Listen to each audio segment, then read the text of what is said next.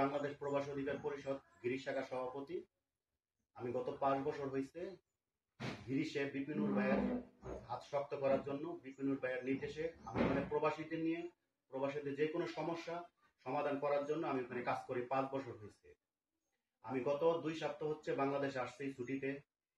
আসার পরে বিপিনুর ভাইয়ের প্রচারণার জন্য আমি বিপিনুর ভাইয়ের, আপনারা দেখতেছেন এখানে বিপিনুর ভাইয়ের সাথে আমাদের জাহিদ ভাইয়ের সাথে কয়েকটা পোস্টার করছি। বিপিনুর ভাইয়ের প্রচার করব আমাদের এলাকা, যেন ভাইয়ের সমর্থনের জন্য, শুভেচ্ছা জানানোর জন্য।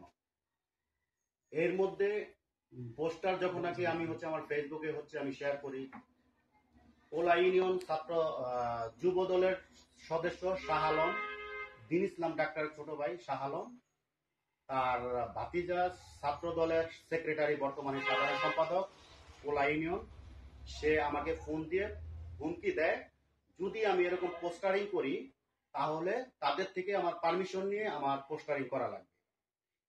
এর উপলক্ষে আমি আমার ফ্যামিলিকে অবগত করি এই বিষয়টা। ফ্যামিলিকে অবগত করার পরে আমার ফ্যামিলি, আমার আম্মা তাদের সাথে কথা বলতে যায়। যাওয়ার পরে আমিও তাদের সাথে যাই ওখানে। এই কথাটা শুধু আমার অপরাধ, যে কথাটা জিজ্ঞেস করতে গেছি তারা ওই সময়ে আমার উপরে আতঙ্কিতভাবে হামলা করে। আমার স্নেহের বোনের ছেলে তার উপরে হামলা করে। আমি কি বলবার, এরকম একটা অনাকাঙ্ক্ষিত ঘটনা হয়েছে আমার সাথে। আমার অপরাধ ছিল এটাই যে আমি কেন বিপিনুর ভাইয়ের রাজনীতি করব। যদি আমি বিপিনুর ভাইয়ের রাজনীতি করি তাহলে তাদের থেকে পারমিশনই আমার রাজনীতি করতে হবে। এটা আমার অপরাধ। আমি এটার বিচার চাই সবার কাছে।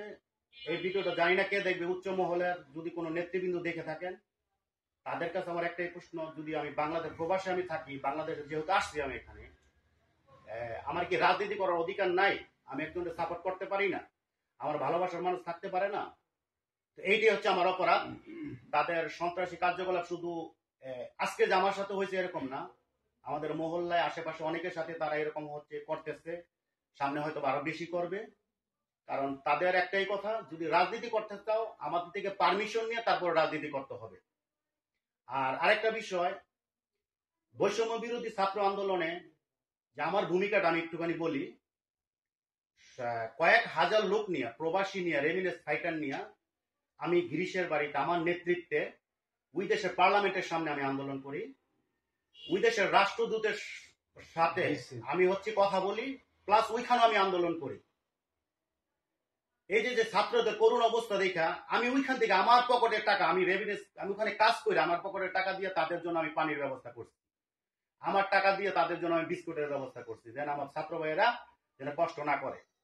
এত কিছু করার পরেও প্রবাসী নিয়ে আমি সবার নিয়ে কাজ করতেছি এতগুলো বছর ধরে। আজকে আমি বাংলাদেশে নিপীড়িত। আমার বাড়ির সামনে তারা আসছে, আসার পরে তারা এখনো রাত্রেবেলা হোক দুপুরবেলা হোক তারা মোটরসাইকেল দিতেছে, প্রহর দিতেছে। আমি যদি বাসা থেকে বের হই তারা ফেসবুকে সবসময় কন্টিনিউ হুমকি দিতেছে, বাসা থেকে বের হইলে আমার তারা আক্রমণ করবো, মৃত্যুর হুমকি দিতেছে, মাইরা ফেলাইবো, এরকম হুমকি দিতেছে। তো সবার কাছে আমি অনুরোধ করছি, আমি যে গৃহবন্দী হয়ে রয়েছি এত বছর পর আইসা, এটার জন্য আমি প্রতিবাদ জানাচ্ছি। উচ্চ মহলের নেতৃবৃন্দুর কাছে, সবার কাছে আমি প্রতিবাদ জানাচ্ছি। আমার এখান থেকে উদ্ধার করেন, রক্ষা করেন। আমার যদি অন্যায় হয়ে থাকে সবাই এটা আমার বিচার করেন। আমার একটাই অন্যায়, আমি কেন বিপিনুর ভাইয়ের সাপোর্ট করবো, বিপিনুর ভাইয়ের পোস্টার লাগাবো? এটা যদি আমার অন্যায় হয় সবার কাছে আমি ক্ষমা প্রার্থী। আমি কেন আমি রাজনীতি করবো এখানে এসে, আমি বাইরে থেকে এসে কেন আমি বাংলাদেশের রাজনীতি করব? এটা আমার অপরাধ। তারা এখন আমার গৃহবন্দী করে রাখছে, যে বের হইলে আমার উপরে আক্রমণ করবে তারা। আমি এই একটা সিচুয়েশনে এখন আসছি বর্তমানে। জি, ধন্যবাদ সবাইকে।